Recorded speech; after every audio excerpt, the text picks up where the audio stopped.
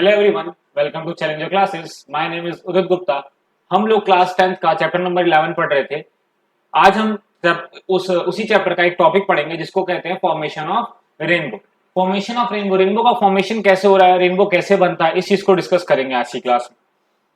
देखिए, रेनबो बनने के पीछे दो चीजों का होना बहुत जरूरी है। सबसे पहला है सनलाइट और दूसरा है वाटर ड्रॉपलेट्स। इन दोनों चीजों का होना जरूरी है, तभी रेनबो का फॉर्मेशन होगा। तो देखिए होता क्या है बेसिकली, ऊपर ऊपर से मैं आपको भी समझा देता हूं।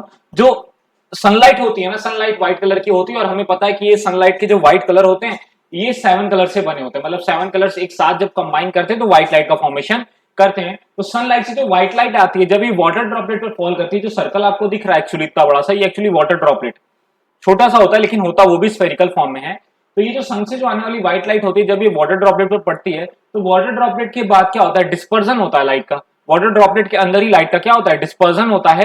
और डिस्पर्जन होने के बाद टोटल इंटरनल रिफ्लेक्शन होता है, जिसके बाद क्या होता है, टोटल इंटरनल रिफ्लेक्शन और डिस्पर्जन की वजह से वो व्हाइट लाइट 7 कलर में स्प्लिट हो जाती है। और जो रेज निकलती हैं, जो रेज अभी व्हाइट लाइट की, जो लाइट रेज जो कि व्हाइट कलर की थी, जो जब वो वाटर ड्रॉपलेट के अंदर पड़ी उसके बाद वो सेवन अलग अलग कलर की रेज एमिट करेंगी। और उसके बाद ये 7 कलर्स की जो रेज है जब हमारी आंखों में पड़ती हैं तो हमें रेनबो दिखाई देता है।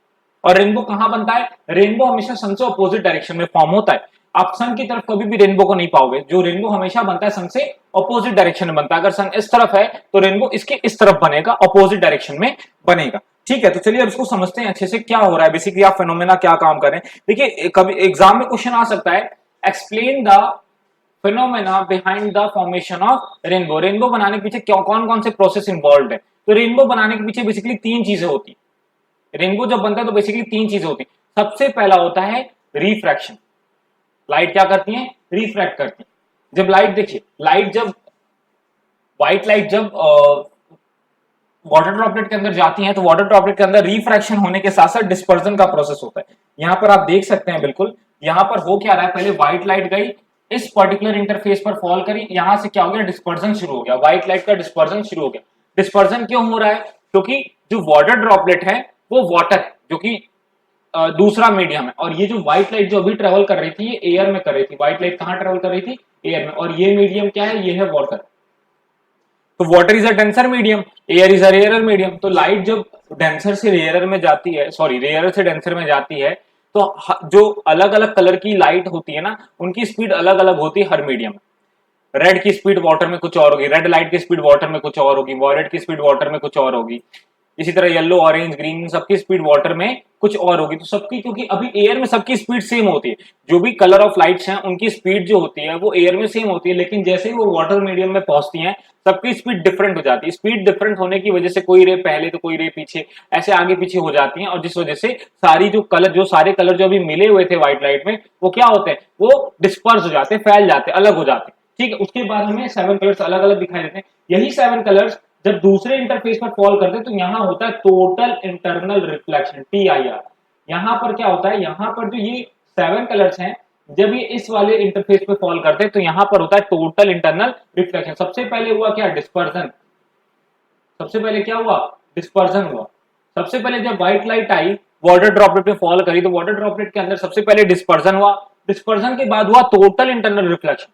डिस्पर्जन के बाद क्या हुआ, total internal reflection. Total internal reflection मैंने डिस्कस किया इससे पहले वाले लेक्चर में। आप जाए, अगर टोटल इंटरनल रिफ्लेक्शन क्या होता है आपको नहीं पता तो उस लेक्चर को आपको देखना पड़ेगा, ज्यादा नहीं 10 मिनट का लेक्चर है, समझ जाओगे कि क्या होता है टोटल इंटरनल रिफ्लेक्शन।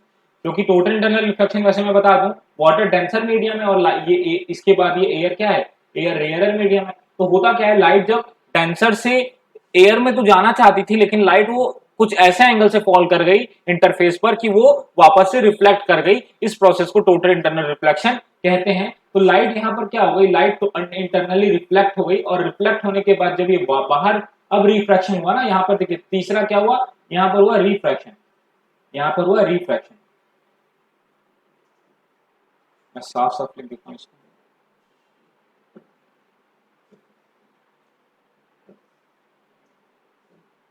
यहां पर हुआ, इस इंटरफेस पर हो रहा है रिफ्रैक्शन, यहां से लाइट रिफ्रैक्ट कर रही है और वाटर ड्रॉपलेट से बाहर निकल करके एयर में आ रही है।